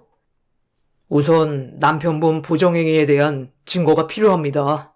혹시 가지고 계신 거 있으신가요? 아니요. 다만 남편 차량 블랙박스 영상은 구할 수 있을 것 같아요. 네. 일단 블랙박스 영상 먼저 확인을 해보죠. 그리고 생활비를 받았던 통장도 한번 살펴보도록 하겠습니다. 남편분 재산이나 이런 건 알고 계시나요? 우선 살고 있는 집이 남편 명의고 나머지는 저도 모르겠네요. 남편이 월급 내역을 다 공개하고 있는 게 아니라서요. 결혼하신 지 30년이 되셨으니 이혼하시면서 재산은 어느 정도 분할받으실 수 있을 겁니다. 여러 증거들을 먼저 찾아보고 준비를 해보도록 하죠. 변호사는 우선 증거를 확보하는 것이 좋을 것 같다며 얘기를 했습니다. 부정행위를 하는 것에 대한 증거 자료가 있다면 바로 이혼 청구를 할 수 있을 것이라고 말을 했죠. 그동안 받았던 생활비 내역을 보기 위해서 통장 내역을 살펴보던 중 이상한 거래 내역이 있어 확인을 해보게 되었습니다. 입출금 내역을 따로 확인하지 않았던 저는 통장에서 일정한 주기로 돈이 입금되었다가 인출이 되었다는 것을 발견하게 되었죠. 입금자명을 살펴보니 전 임직원이었습니다. 그런데 계좌를 찾아서 보니 회사 통장 계좌와 비슷하더라고요. 입금자명으로 있는 전 임직원은 남편이 승진하기 전에 직원으로 있었던 사람이었는데 갑자기 다른 지역으로 전출을 하게 되면서 남편이 승진해 이사가 되게 되었던 것입니다. 남편의 승진 과정에서 뭔가 있을 수 있겠다 생각을 한 저는 이 내역을 모두 뽑아들고 남편의 회사로 보내게 되었습니다. 이 직원과 연결을 해달라는 연락을 남기게 되었어요. 얼마 후 회사 인사팀에서는 문서를 전 임직원에게 보내왔고 그 사람은 저를 찾아왔죠. 안녕하세요. 저 고 부장님 부하 직원이었던 사람입니다. 인사팀이 갑자기 복귀 서류를 보내와서 물어보니 전출 과정에서 문제가 있었다고 하더라고요. 여차저차 물어보다 사모님께서 서류를 보내셨다는 걸 알고 이렇게 찾아오게 되었습니다. 아, 남편은 알고 있나요? 아닙니다. 지금 조사 중에 있다고 하더라고요. 아직 밝혀진 게 없어서 고 부장님, 고 이사님은 아직 모르실 겁니다. 전출 과정에서 제가 보낸 서류가 문제가 되었던 모양이네요. 네. 사실 이런 말씀 드려도 될까 모르겠지만 이사님께서 회사 직원과 만나고 계셨습니다. 다들 쉬쉬했었는데 이사님께서 회사 돈을 쓰셨더라고요. 그때 사실 제가 발견하고 바로 이사님께 횡령으로 처벌받을 수 있다고 말씀드렸었는데 제가 그때 상황이 좋지 않았던 터라 대신했다고만 말해주면 보장해 주겠다고 얘기를 하셨습니다. 저는 거부하고 이 사실을 윗선에 알렸는데 이미 이사님께서 제가 했던 일이라고 직원분이랑 입을 맞춰 얘기를 했더라고요. 다른 직원들이 그런 거 아니라고 해명을 했지만 뭐 제대로 해결은 안 되었고 전출로 마무리되었던 사건이었습니다. 아, 그렇군요. 그런데 제가 관련된 자료를 보냈던 거네요. 네. 다들 시시하고 넘어가다 보니 확실하게 밝혀줄 사람이 없었는데 자료를 주셔서 제 억울함이 풀릴 수 있었어요. 다행이네요. 제가 부탁을 드리고 싶은 게 있는데요. 혹시 남편이 부정행위를 했다는 거 증거로 가지고 계신 게 있을까요? 저는 그걸 받고 싶은데요. 아, 저는 가지고 있는 건 없지만 알아봐 드릴 수는 있을 것 같습니다. 그럼 부탁드리겠습니다. 전 임직원은 증거 자료를 알아봐 주겠다는 말을 전하였습니다. 그렇게 저는 천천히 남편과의 헤어짐을 준비하였어요. 미리 아이들에게 얘기를 하니 이미 아빠는 자신들에게 중요하지 않다는 말을 하더군요. 씁쓸하기도 했지만 지금이라도 내 삶을 찾아야 되겠다 생각을 했죠. 회사에서는 남편의 횡령 사건을 재조사를 진행하였습니다. 그와 동시에 저는 남편에게 이혼을 청구하였죠. 남편은 제가 이혼 청구를 했다는 사실에 크게 분노하였어요. 당신 지금 뭐 하자는 거야? 요즘 안 그래도 회사에서도 힘든데 당신까지 이렇게 스트레스를 줘야 되겠어? 스트레스? 당신이 나한테 준 스트레스에 비하면 세 발의 피야. 어디서 스트레스를 얘기해? 뭐? 당신 지금 제정신이야? 자꾸 이렇게 하면 생활비 한 푼도 못 줘. 그깟 콕딱지만한 생활비 안 준다고 내가 겁먹을 것 같아? 당신 외도하는 거 다 알고 있어. 그래서 뭐 어쩌라고? 이미 우리 사이에 애정이라는 게 있었나? 겨우 부모라는 명목하에 살고 있었는데 그게 유책 사유가 될 거라 생각해? 당신이 준비한 만큼 나도 준비했어. 이거 왜 이래? 소송하면 어차피 진흙탕 싸움이야. 힘 빼지 말고 소송 취하해. 내가 왜? 변호사는 내가 질 확률이 없다는데? 당신이랑 이참에 이혼하고 나 새로운 삶 찾을 거야.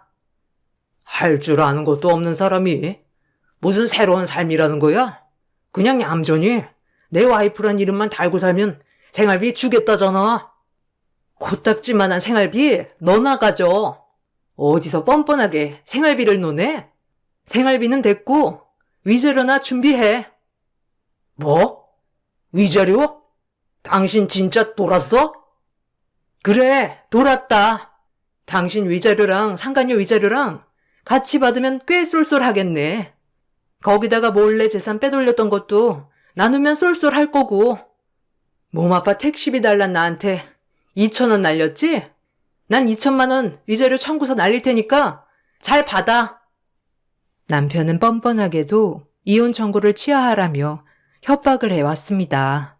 지금 주고 있는 생활비도 주지 않겠다면서 얘기를 했지만 사실 남편의 말에 그깟 생활비 몇 푼이나 한다고 저렇게 유세인가 싶었네요.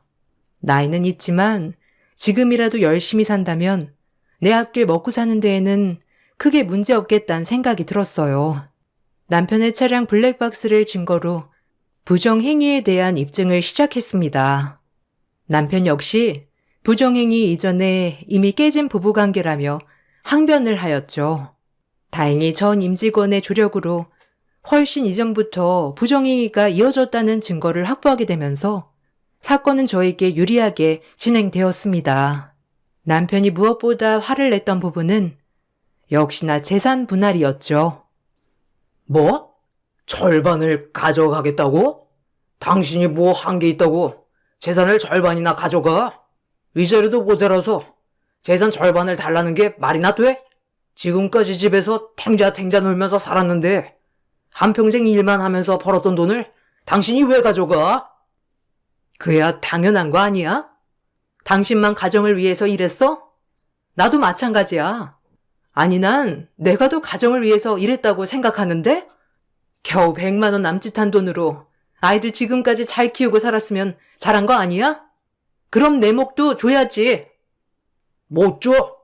가지고 가려면 그만큼 대가를 치러야지. 어디 집에서 놀기만 한 주제에 돈을 가져가겠다고 해? 놀기만 해? 당신 지금 입은 옷, 매일 먹는 밥, 당신이 살고 있는 집 청소까지 모두 내가 했는데 놀았다고? 겨우 아침에 일어나는 것밖에 못한 주제에 지금까지 뒤치다거리 다 하고 살았던 나한테 이따위 대접을 하는 거야? 당신 아무리 못났다고 해도 이렇게 못난 줄 몰랐네. 염치라는 게 있으면 지금까지 누리고 살았던 거 감사하게 생각해야지. 하긴 염치가 없으니까 남들한테 지 잘못 뒤집어 씌웠겠지. 뭐? 당신 뭐라고 그랬어? 당신 직원 말이야. 당신이 딴 여자 만나면서 회사 돈 횡령한 거 누가 말했을 거라고 생각해? 그 직원 억울하게 자천되었더라? 그거 잘도 숨겨서 사람 억울하게 만들었던데? 이 사람이 진짜? 역시 당신이 내 뒤통수 칠 줄 알았어. 뒤통수? 웃기지 마. 난 뒷뿐만 아니라 앞도 다 칠 거니까 두고 봐. 그동안 편했지? 당신 손안에 있다고 얼마나 무시했어. 네 잘난 능력 너 혼자서 다 해낸 거라 생각해? 웃기지 마. 넌 내가 없으면 별 볼 일 없는 쓰레기일 뿐이야. 전 남편의 몰락을 위해 냉정하게 이혼을 진행했습니다.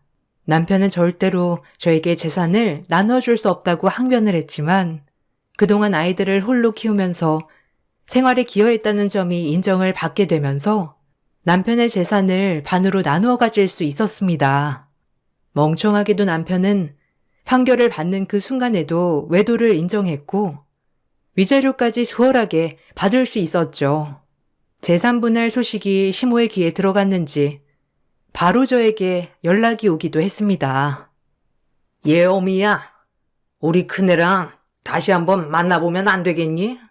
애가 자기 잘못 반성하고 있단다. 그럴 생각 없습니다. 아니, 사람이 살다 보면 이런저런 실수도 할 수 있는 거지. 어미 너는 실수 한번 안 하고 사냐? 그게 실수라면 저는 평생 실수 한번 안 할 것 같네요. 참, 너 잘났다, 정말. 이래서 큰애가 그런 생각을 했던 거야. 안 사람이 이렇게 깐깐하고 냉정하니. 무슨 재미로 결혼 생활을 했겠니? 같은 여자가 봐도 네가 너무 딱딱한데 밖에서는 부드러운 사람들밖에 없으니 밖으로 돌지. 이게 다 너 잘못도 있는 거니까 다시 생각해 보거라. 제 속 뒤집으려고 오신 건가요? 아니면 남아있는 재산이라도 있을까 싶어 오신 건가요? 예, 너 무슨 말을 그렇게 하니? 막말로 그 재산 네가 번 것도 아닌데 다시 돌려줘야 하는 거 아니냐? 역시나 하나도 달라진 건 없네요. 그렇죠? 재산 반은 제가 가져갔지만 반은 남편이 가져갔습니다. 그거 이미 다 쓰신 거예요? 저는 아직도 하나도 안 쓰고 고이 남겨두고 있는데 이미 다 쓴 거라면 그쪽 상황이 거지 같다고는 생각 안 하시나 보네요.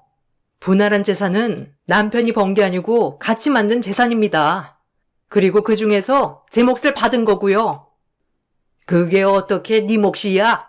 돈 한 푼 안 벌어본 네가 어떻게 네 몫이 있을 수가 있어? 남편 멍청한 게 누굴 닮았나 했는데 찾았네요, 어머님. 결정은 제가 하는 게 아니고 법원에서 했고요. 몫을 따지고 싶으시걸랑 법원에 정식으로 항의하시고 한번 따져보세요. 누구 말이 맞나? 그리고 이런 일로 연락하지 마세요. 이제는 남남이니까요, 아주머니. 재산도 줄어들었는데 심지어 횡령 사건이 드러나게 되면서 남편은 회사 이사직도 사임하게 되었습니다. 그와 동시에 남편과 만나고 있던 상간녀도 떨어져 나가게 되었죠. 변변치 않은 상황에 시댁 식구들은 남편이 이혼하고 회사를 그만두고 난 후에도 경제적으로 의존을 했고 남편의 쓸데없는 호의는 계속되었나 보더라고요. 그렇게 몇 달이 흐르고 남편은 꾀재재한 몰골로 저를 찾아왔습니다. 여보, 나 밥 좀 주라.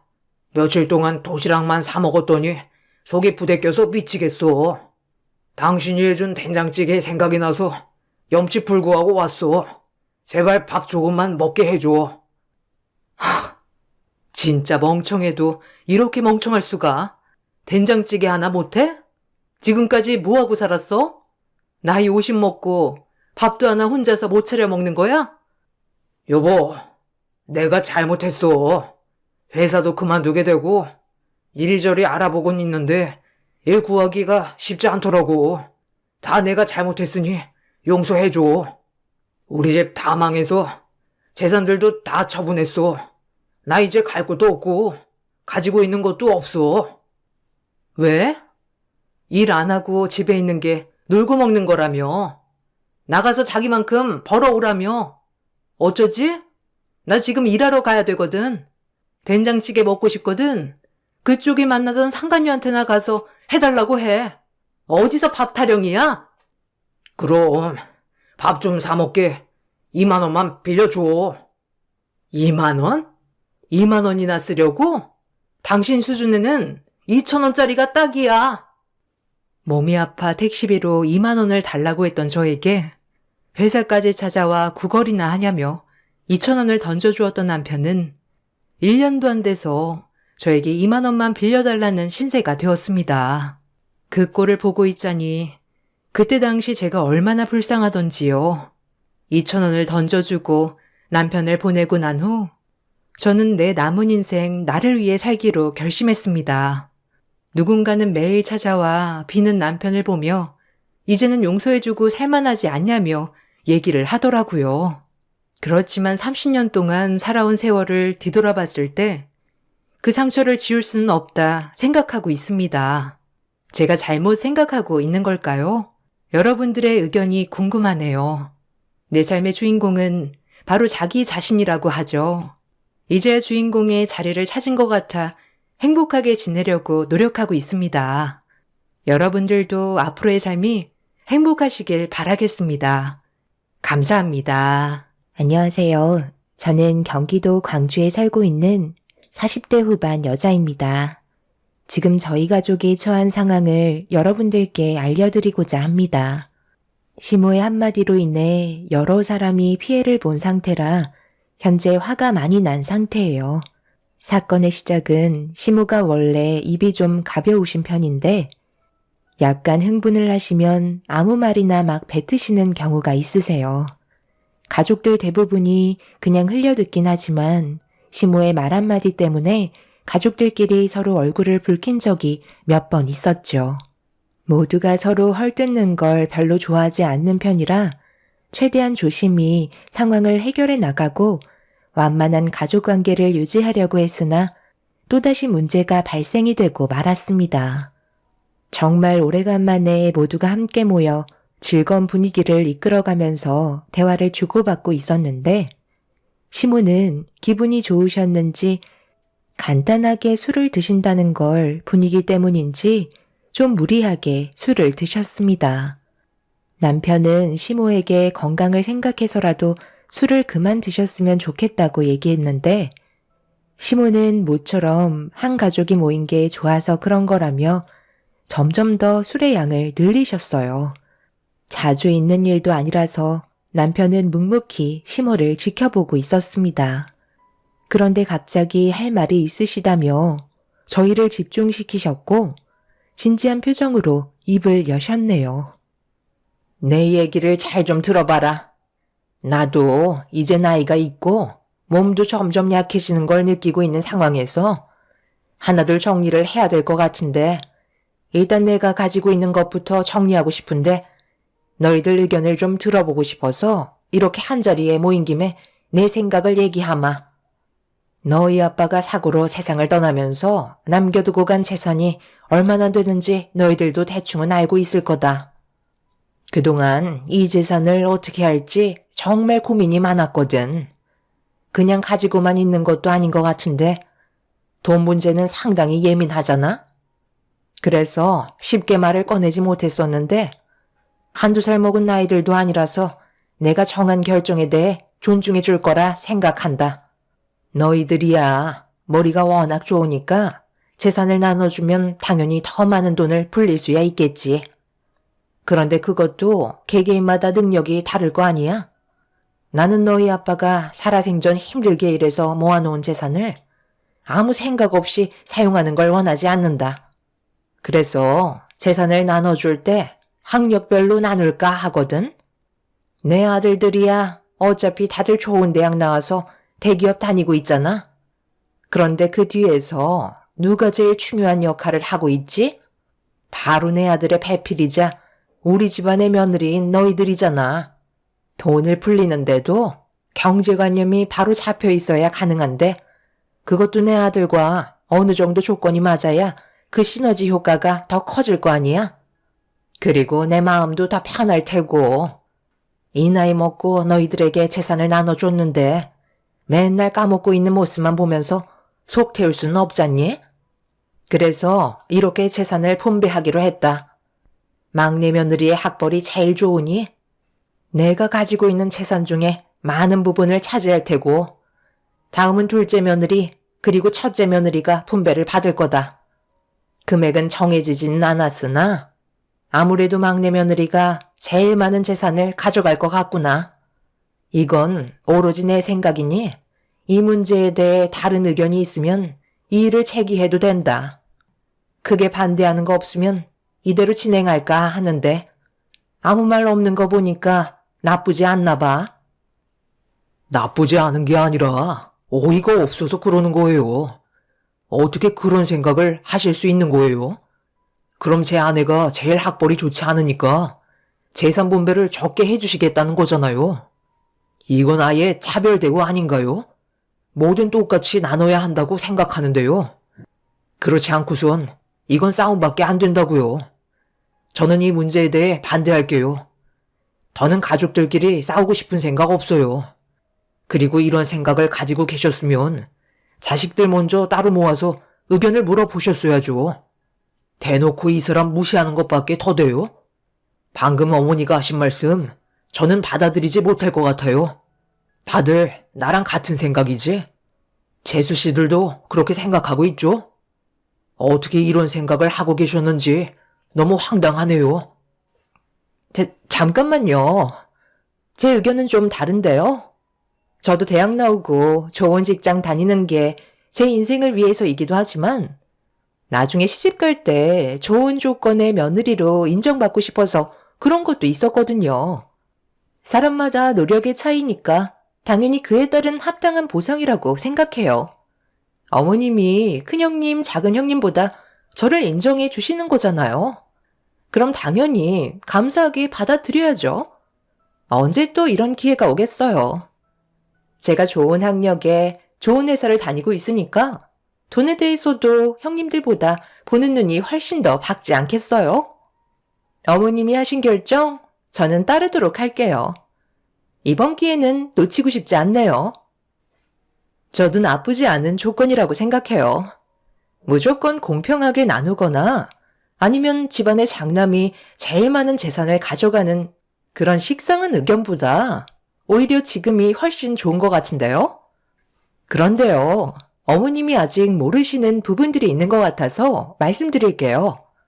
막내 동서가 좋은 대학 나와서 괜찮은 회사 생활하는 건 맞지만 경제적인 눈은 제가 더 뛰어난 것 같은데요. 며느리들 중에 돈에 대한 개념을 제일 많이 이해하고 있는 게 저 아닌가요? 막내 동서는 그냥 회사를 다니지만 저는 직접적으로 세금과 관련된 일을 하고 있잖아요. 돈도 벌고 절약 정신도 투철한 세무사인 제가 훨씬 더 많은 재산을 가져가는 게 옳다고 생각해요. 어머님, 저도 꽤 이름 있는 대학 나와서 세무 일을 하고 있는데 막내 동서보단 제가 훨씬 더 조건이 괜찮다고 봐야죠. 이 부분만 수정해 주시면 저는 더 이상 토달지 않고 재산 받겠습니다. 남편의 생각과는 전혀 다른 방향으로 흘러가기 시작했어요. 시모의 한마디에 가족들 모두 흔들리지 않겠다고 몇 번이나 대화를 나눴었는데 재산 문제는 상황이 전혀 달랐어요.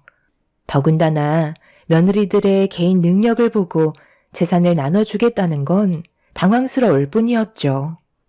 그렇게 된다면 중졸인 저 때문에 남편이 받게 될 재산이 적어지는 거였어요.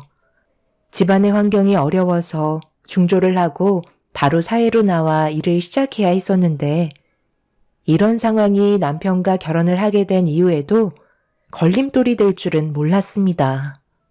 남편은 너무 불공평하다면서 반박을 했지만 둘째, 셋째 동서는 반대로 오히려 적극적인 자세로 나오고 있었습니다.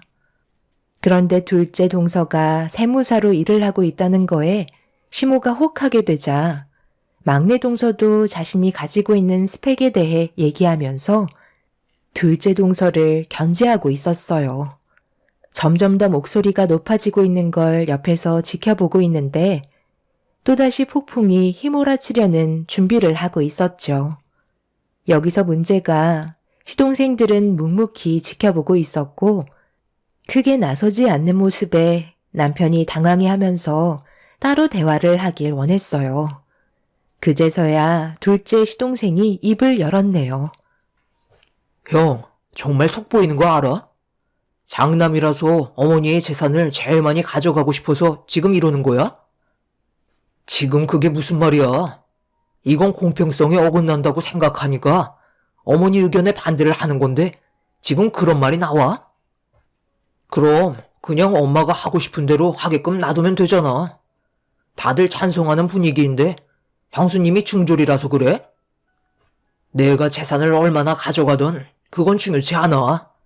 괜히 돈 문제로 가족 간의 사이에 금이 갈까봐 그러는 거다. 벌써부터 서로 돈 문제 때문에 예민해져 있는 상태잖아. 재수씨가 세무사로 일을 하고 있다고 반박을 하면서 막내 재수씨가 지금 심리적으로 상당히 불편해져 버렸는데 이게 가족 간의 싸움이 안 될 것 같아? 어머니는 왜 상황을 이런 식으로 만드는 거예요? 머릿속에서 나온 방법이 이런 것 말고는 없었어요? 저희들이 먹고 살기 힘들 정도로 사정이 안 좋은 것도 아닌데 꼭 이렇게 차별을 둬서 왜 싸움을 부추기냐고요? 언제나 현명하셨던 아버지가 옆에 없다는 게 너무나 마음이 아프네요. 이런 식으로 따지고 들어가면 저희 형제들도 각자 다른 대학 나왔는데 저는 서울대 나왔으니 끝난 거 아니에요? 서울에서 제일 좋은 대학인데 아무리 이 사람이 중졸을 나왔어도 형제간 학력으로 봐야 하는 거죠. 내가 앞서 얘기했잖아. 너희들은 그렇게 중요하지 않다니까. 실질적으로 돈 관리는 누가 하고 있니? 전부 며느리들이 하고 있는데 한두 푼도 아니고 꽤 많은 재산을 무턱대고 맡긴다는 건 문제가 있는 거지. 그래서 이런 식으로 기준을 정한 거기 때문에 더 이상 토달지 마라. 둘째, 셋째 너희들은 내가 조금 더 생각해보고 결정하도록 하마. 어머님 말씀이 100번 오르시는 게 돈이라는 건 배운 사람일수록 그만큼 많은 재산을 불릴 수 있는 조건이 된다는 거예요. 그런데 큰형님은 중졸밖에 안 나오셨으니 당연히 경제관념이 떨어질 수밖에요. 잘 생각하신 거예요. 가족 간의 사이에서도 사회라는 게 있잖아요. 서로 알게 모르게 개개인의 능력을 따지고 있는 건 사실이라고요. 그러니까 저는 무조건 찬성할게요. 큰형님은 중졸이라 몇 푼 받지도 못하겠어요. 이래서 집안 환경도 무시 못한다니까요. 너무 상심하지 마세요. 형님 부모님을 탓해야죠. 누굴 탓하겠어요?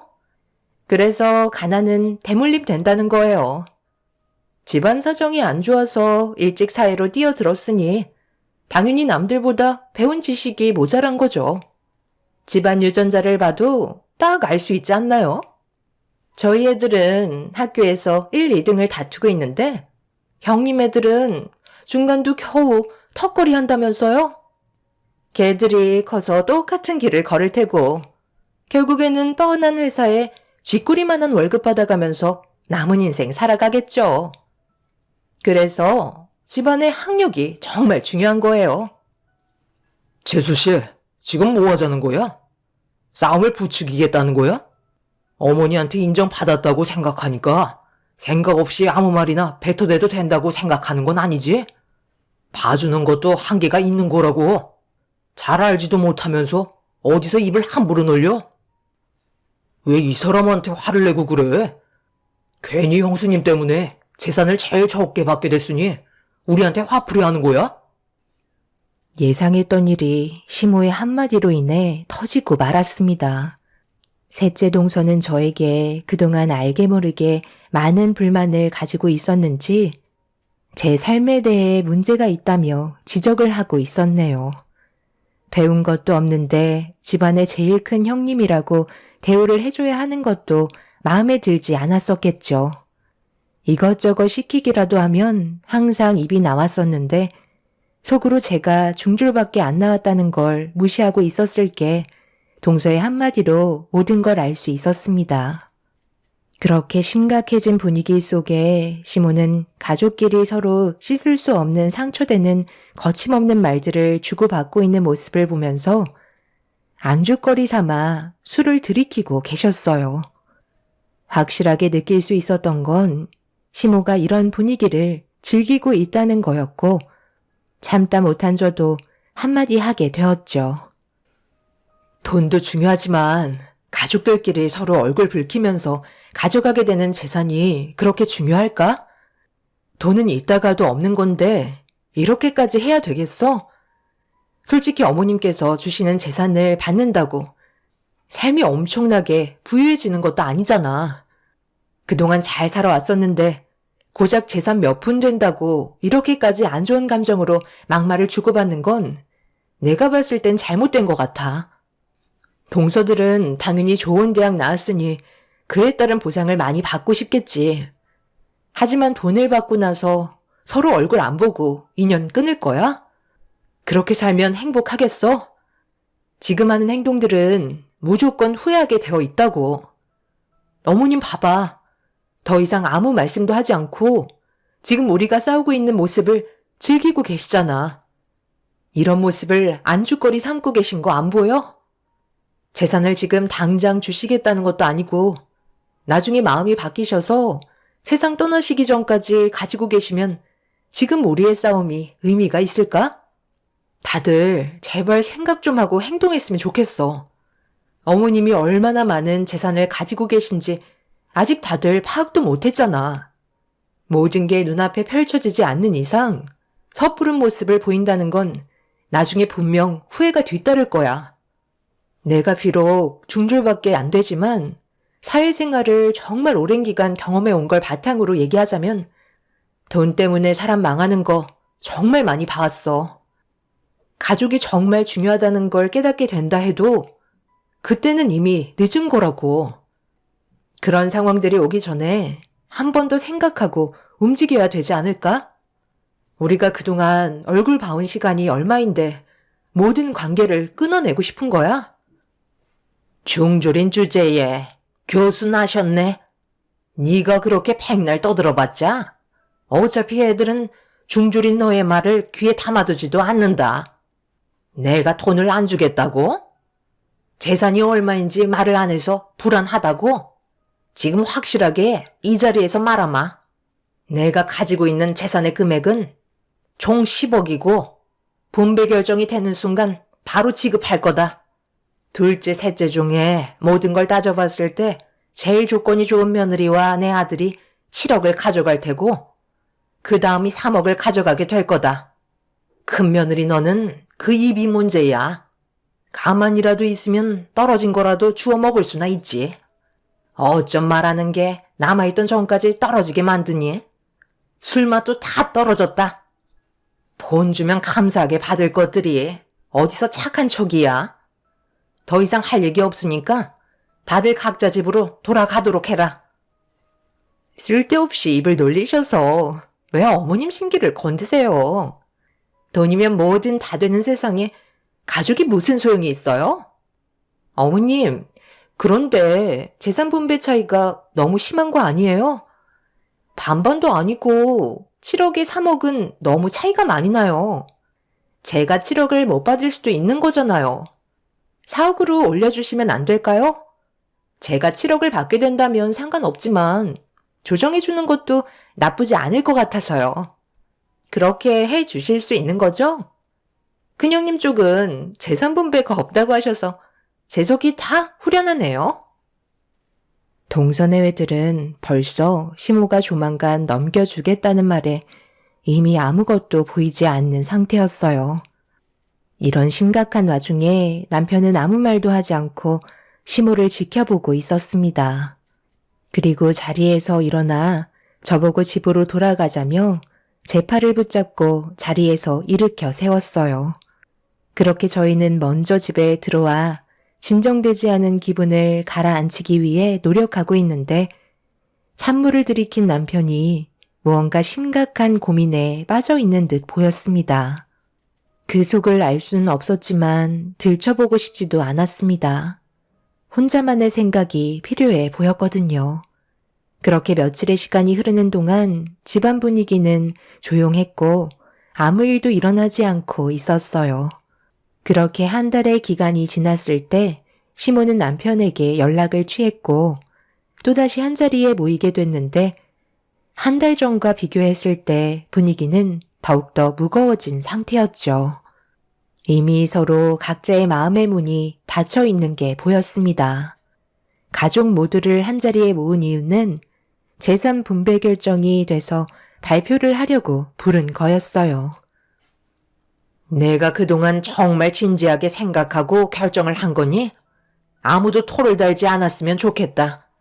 제일 많은 재산을 분배받게 될 아들은 둘째고 나머지는 막내 아들이 가져가게 될 거다. 그리고 집안의 장남인 너는 땡전 한 푼도 없다. 어머님, 그런데 저희가 왜 두 번째로 밀렸는지 알 수 있을까요? 정하신 기준이 있으실 거 아니에요. 둘째 며느리가 그래도 세무사 일을 하고 있잖니. 그럼 돈에 대한 이해도가 아무래도 막내 며느리 너보다는 훨씬 더 높지 않겠어? 그래서 결정한 거니 더 이상 아무 말도 하지 마라.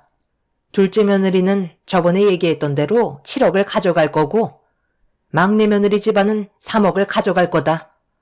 그런데 한 가지 조건이 있다. 앞으로 나는 둘째 며느리 집에서 지낼까 하는데 괜찮지? 7억을 주는데 이 정도는 해줄 수 있잖아. 자식이 셋이나 있는데 나 혼자 집구석에 처박혀 사는 게 얼마나 외롭고 힘든지 아니? 이런 건 내가 말을 안 해도 먼저 같이 살자고 물어봐야 하는 건데 어쩜 자식들이 하나같이 자기 밥그릇만 챙기게 바쁜 거야? 내 아들은 불만이 없을 것 같고 둘째 며느리 너는 어떻게 생각하니? 7억 받아야지. 어머님, 그건 저번에도 아무런 말씀이 없으셨던 거잖아요. 갑자기 결정을 하라고 하면 제가 많이 당황스럽죠. 그래서 지금 당신 7억을 포기하겠다는 거야? 무조건 허락을 해야 되는 거라고. 이런 기회 흔치 않다는 거 몰라? 형님이 아무래도 어머님이랑 함께 살고 싶지 않으신가 봐요. 돈보다 함께 지내는 게 더 큰 비중을 차지하는 것 같은데요. 어머님, 그러지 말고 그 7억 저한테 주세요. 제가 모실게요. 안방 내어드릴 테니까 저희 집 오시라니까요. 동서, 지금 그게 무슨 말이야? 내가 언제 싫다고 했어? 그냥 저번에는 한마디도 하지 않으셔서 여쭤본 거잖아. 저 같으면 어머님 없고 저희 집에 들어갔을 것 같은데요. 형님이 당황스러워 하시는 거 전부 다 봤거든요. 어머님, 그럼 이 집은 어떻게 하시게요? 저희 집에 들어와 사실 거면 처분하셔야 되잖아요. 이것도 저희 주시는 건가요? 그럴 생각이다. 이 집 처분하고 나온 금액도 너희한테 줄 테니까 걱정하지 말고 그렇게 해줄 수 있는 거지? 둘째 동서는 받아들이기 싫어하는 눈치였지만 눈앞에 보이는 돈 때문에 고개를 끄덕였어요. 그렇게 거래가 성사되었고 시모는 먼저 둘째 동서네외 집에 들어가 살겠다며 집이 처분되는 즉시 재산까지 포함해서 주겠다는 말에 시모는 둘째 동서의 집에 들어가 살게 되셨습니다. 그런데 시간이 지날수록 분위기는 점점 안 좋아지고 있었어요.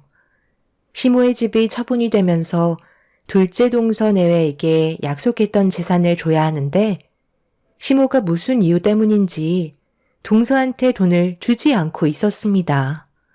셋째 동서 내외한테도 재산을 주지 않고 있던 상황이었죠. 그런 시간이 계속해서 지속이 되자 둘째, 셋째 동서 내외는 한계치에 도달했는지 결국 불만이 쏟아지게 되었고 이 소식을 듣게 된 저희는 둘째 동서 집으로 향하게 되었습니다. 그리고 눈앞에서 시모와 동서 내외들이 얼굴을 붉히며 싸우는 모습이 펼쳐지고 있었네요. 내가 주고 싶을 때 주겠다는데 그게 잘못된 거니? 내가 얘기했지. 좀 더 기다리라고. 시엠이 말을 무시하는 거야? 어머님, 생각해 보세요. 계속 핑계만 대시고 약속했던 재산은 주지 않고 계시잖아요. 저희는 하라는 대로 다 했는데 왜 어머님은 저희한테 아무것도 해주지 않으시는 거죠? 정말 10억이 있긴 하신 거예요? 통장에 10억이 들어가 있으시다면 왜 안 보여주시는 건데요? 설마 잠깐 사이에 마음이 바뀌신 건 아니시죠? 저에게 믿음을 안 주시잖아요. 글쎄 있다니까. 그런데 내가 너희한테 내 재산을 전부 다 주게 된다면 나중에 나 버리고 도망갈 거잖아. 저희가 왜 어머님을 버린다고 생각하시는 거예요? 너무 쓸데없는 상상을 하시는 것 같은데요. 일단 10억이 있는지 없는지 그것부터 당장 확인시켜 주세요. 그렇지 않으면 저도 더 이상은 참지 못하겠어요. 저도 정말 참다 이건 아닌 것 같아서 찾아왔다니까요. 약속을 지키셨으면 실행에 옮기셔야죠. 당장 주실 것처럼 말씀하시더니 저희가 받은 금액은 1,000원짜리 한 장 없다고요. 어머님 집 처분한 돈은 어디에 있는 거예요? 다 내 통장에 들어있다. 아무리 생각해봐도 아직 때가 아닌 것 같아서 그래. 내가 너희들한테 재산을 나눠주겠다는 마음은 조금도 편함이 없으니까 내가 어느 정도 마음의 결정이 됐을 때 나눠주도록 하마. 큰 돈을 쥐고 있다가 막상 너희들한테 전부 다 나눠줄 생각하니까 마음이 허하고 불안해서 그런 거니 이해 좀 해줘라. 그 정도는 해줄 수 있잖아. 어머님, 솔직하게 얘기하세요. 진짜 돈이 있으신 거 맞아요? 제가 곰곰이 생각을 해봤는데 아버지가 10억을 가지고 계셨다는 게 저는 납득이 되지 않아서요. 저희 가족이 그렇게까지 많은 돈을 쥐고 있었다는 걸 전혀 알지 못했었거든요. 있다니까. 내가 나중에 보여준다고. 그러니 이제 그만들 하고 밥이나 먹으러 가자. 둘째 며느리가 재산 안 준다고 이젠 밥까지 굶긴다니까. 내가 얼마나 서운한지 아니? 사람을 이렇게 못 믿어서야 되겠어? 일단 외식이나 하러 가자. 어머님, 이 사람이랑 저번에 대화를 좀 나눴었는데요. 솔직하게 얘기해 주세요. 10억이라는 재산 없으신 거 맞죠? 아버님께서 살아생전에 그렇게까지 많은 돈을 가지고 계셨다는 걸 이 사람은 전혀 알지 못했었대요. 누구보다 이 사람이 아버님이랑 제일 가까운 사이였잖아요. 그리고 저희가 알지 못하는 재산을 가지고 계신다면 보여주실 수 있는 거 아닌가요? 그래야 불만들이 쏟아져 나오지 않죠. 혹시 저희들한테 거짓말 하신 건 아니시죠? 이런 식으로 나오시면 누가 믿겠어요? 내가 있다면 있는 거지. 어디서 지금 의심하는 거야? 다들 내 재산 안 가지고 싶어? 보여주면 되는 거지? 그럼 더 이상 아무 말도 하지 않는 거다. 너희들의 눈빛이 너무 무서워서 내가 별의별 생각이 다 들어가. 그래서 쉽게 내놓지 못했었다. 시모는 10억이 들어있는 통장을 가져오겠다며 방으로 들어가셨어요. 그런데 한참이 지나도 밖으로 나오지 않으시길래 점점 사태는 심각해졌고 둘째 시동생이 열쇠를 가져와서 문을 여는 순간 시모는 가방을 움켜쥔 채 저희를 경계하고 있었어요. 둘째 시동생은 화가 머리끝까지 올라왔는지 시모의 품에 있던 가방을 뺏었고 안에 있던 내용물을 탈탈 털었는데 통장 하나가 바닥으로 떨어졌습니다. 그런데 시동생이 통장을 펼치는 순간 사색이 든 얼굴로 손을 떨고 있었고 둘째 동서가 급하게 달려가 통장을 뺏어 들어 확인을 하는 순간 그 자리에 털썩 주저앉아 버렸네요. 시모의 통장에는 10억이 아닌 10만 원이 찍혀 있었습니다. 어디에도 10억이라는 금액은 통장에 기록이 되어 있지 않았어요. 시모의 말이 거짓이었다는 게 밝혀진 순간이었죠. 둘째 동서는 화가 머리끝까지 올라왔는지 시모에게 당장 나가라며 소리를 질렀지만 시모는 끝까지 방에서 나가려 하지 않았습니다. 남편은 다들 침착하라고 화를 내더니 시모에게 다가가 집을 처분한 돈은 어떻게 했냐고 여쭤보자 시모는 입을 꼭 닫은 채 아무 말도 하지 않고 있었어요. 남편은 무슨 상황인지 알려줘야 도와줄 거 아니냐며 침착하게 대화를 풀어나가려 하자 시모가 조심스럽게 입을 열었습니다. 그리고 입 밖으로 나온 한마디에 가족 모두 경악을 하고 말았네요. 시모는 동네 지인들과 여행을 하던 도중에 카지노에 잠깐 발을 들인 적이 있었는데 번쩍거리는 조명과 함께 여러 가지 놀 것들이 많아 한참 동안 재미를 보다가 그 유혹에 벗어나지 못해 자신도 모르게 가지고 있던 재산을 전부 다 태워버렸다는 충격적인 말을 듣게 되었어요.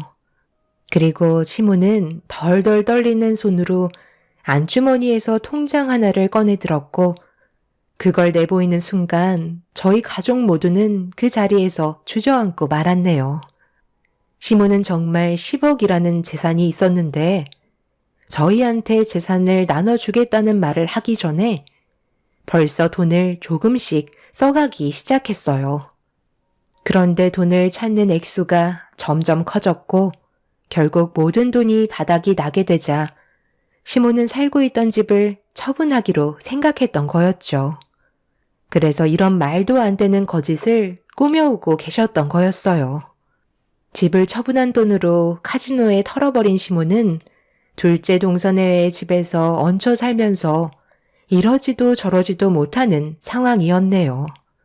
결국 이 사실이 전부 밝혀지자 둘째 시동생은 시모를 집 밖으로 내쫓아 버렸고 막내 동서네는 급하게 자리를 피해 버렸습니다.